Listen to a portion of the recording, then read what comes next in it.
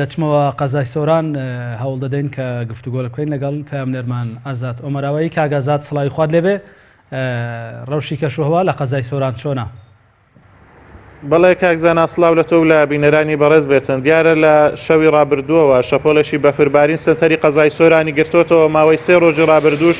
لە ناوچە سنووریەکان و گوندنشینەکانی دەوروبەری سۆران بەفری گرتوتەوە بەهۆی ئەو بەفرێکەوە ڕووی لە ناوچەکە کردووە پلەکانی گەرمادا بەزیون بۆ ژێر سفرەوە لە سنتەری قەزای سۆران 10 سانتیم بەفر باریوەوە لە ناوچەکانی دەوروبەری سۆرانیش تا نزیکەی 7 سانتیم بەفر بەرز بۆتەوە بەهۆی ئەو بەفربارینەیەکەوە ڕووی لە ناوچەکە کردووە لە مەرزی نێودەوڵەتی حاجی ئۆمەرانەوە ماوەی 3 ڕۆژە جموجۆڵی بازرگانی وەستاوە